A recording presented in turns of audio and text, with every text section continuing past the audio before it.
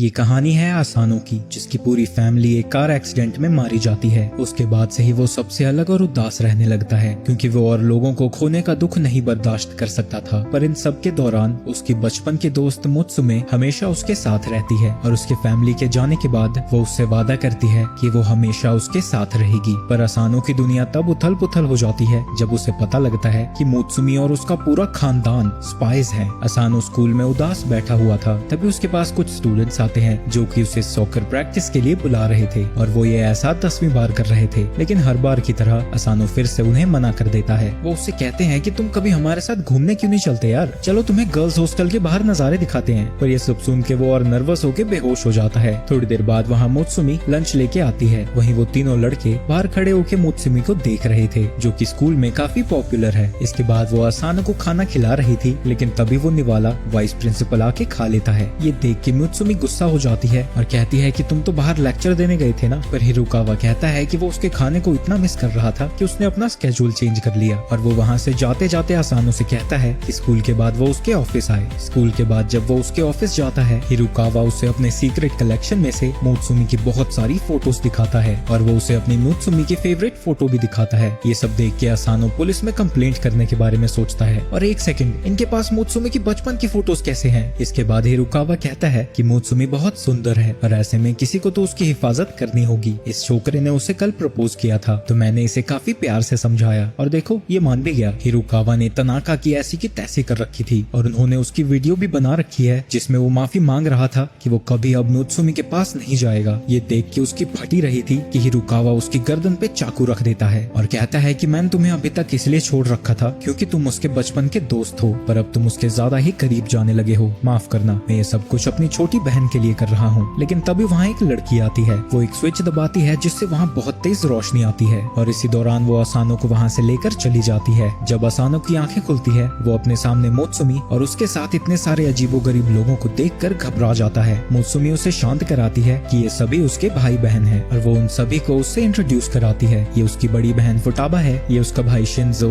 उसका एक और भाई केंगो, उसकी एक और बहन शियोन और उसका जायंट सा ब्रदर नैनो। वाह, जो भयानक साइज में उसका नाम नैनो रखा हुआ है। और उनके पास एक गार्ड डॉग भी है। यस, ये डॉग है जिसका कि नाम गुलायत है। मुत्सुमी उसे बताती है कि उनका पूरा खानदान स्पाइस का है, पर आसानो को इस पे यकीन नहीं होता और उसे लगता है कि उस पे प्रैंक किया जा रहा है। मुझे यकीन है कि ये गन भी नकली होगी, पर जब वो शूट करता है तो वो असली थी। जिसके बाद वो उसे बताते हैं कि उन्हें ऑनलाइन 4.8 की रेटिंग मिली हुई है, जिसका कि राज उनके बड़े भाई चीरो है, जो कि उनकी फैमिली के बेस्ट स्पाई है। आसानो पूछता है कि पर वो मुझे क्यों मारना चाहते थे? फुटाबा बताती है कि हमें सोशल मीडिया से खबर मिली है कि कोई मुत्सुमी को मारना चाहता है। फुटाबा उसे बताती है कि काफी समय पहले चीरो की किसी गलती की वजह से मुत्सुमी की जान लगभग चली जाती है और इसी वजह से वो अब उसकी फिक्र कुछ ज्यादा ही करने लगा है और उसी इंसिडेंट की वजह से उसके कुछ बाल व्हाइट हो गए थे। उस इंसिडेंट के बाद से ही वो किसी को भी मुत्सुमी के पास नहीं आने देता। बस आसानो ही एक एक्सेप्शन था, वो भी इसलिए क्योंकि वो उसका बचपन का दोस्त था। लेकिन अब उसके पास तुम्हें मारने की वजह मिल चुकी है। तभी उनका अलार्म बजता है, यानी चीरो उसे मारने के लिए यहाँ पहुँच गया है। इसके बाद वो सभी उससे भिड़ने के लिए तैयार हो जाते हैं, पर अगर वो साथ में भी लड़े तो उनके जीतने के चांस सिर्फ 30% है और ऐसा भी हो सकता है कि उनमें से कोई बुरी तरह से घायल हो जाए। तो फुटाबा इन सभी का एक सोल्यूशन देती है, तुम इन सभी से बच सकते हो अगर मुत्सुमी से शादी कर लो तो। हमारी फैमिली का एक रूल है कि हम अपने फैमिली मेंबर्स को नहीं मारते और तुम्हें शादी करने के लिए बस इन रिंग्स को एक्सचेंज करना होगा। ये सुनकर आसानो की दिल की धड़कनें तेज हो जाती है। उसे फिर से किसी अपने को खोने का डर सताने लगता है। वहीं वो सभी अपने भाई से लड़ने की तैयारी कर रहे थे, पर वो उन सभी के ट्रैप से बचता हुआ वहाँ आकर बैठ जाता है। फुटाबा उसे समझाने की कोशिश करती है, पर वो मानने को राजी ही नहीं था। तो वो उसकी टाई पकड़कर उसे गोल गोल घुमाती है और उसे सोफे पर पटक देती है,